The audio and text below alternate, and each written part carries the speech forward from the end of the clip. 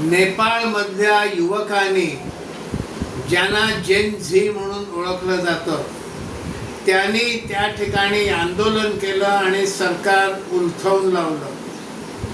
तसं झाल्यानंतर आपल्याकडच्या अनेक लोकांना, विशेषतः मोदी द्वेष्ट्यांना फार आशा जागा झाल्यात.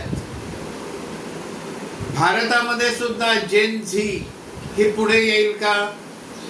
आत्ताचं असलेलं सरकार उलथून लावेल का? अशा मनामध्ये आशा त्यांच्या प्रस्फुटित होताना दिसतात. अनेक लोक तसं उघडपणे बोलतायत. ही तीच मंडळी आहे जे संविधानाच्या रक्षणाच्या गप्पा मारतात. मग संविधान संमत पद्धतीनं निवडून आलेलं सरकार हे जर घालवायचं असेल तर निवडणुकीमध्ये संविधान संमत पद्धतीनं घालवलं पाहिजे. अशा प्रकारे जेन झी जागी होईल का? हे सरकार पाडेल का?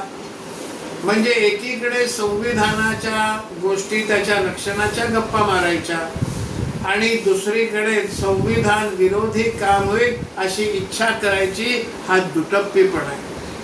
ही मंडळी न्यायालयात देखील जात नाहीत. ही मंडळी निवडणूक आयोगाकडे नेमकं जाऊन आपलं म्हणणं सादरही करत नाहीत. नुसतंच बाहेर गोंधळ घालत बसतात. हे चुकीचं आहे.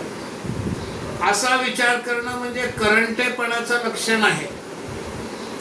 खरं तर नेपाळच्या नंतर आता पाळी आहे ही बलुचिस्तान मधल्या जेन झीची. बलुचिस्तान हा स्वतंत्र देश होता. 1948 साली पाकिस्ताननं तो गिळंकृत केला. बलुचिस्तानचे लोक स्वातंत्र्यासाठी लढतायत.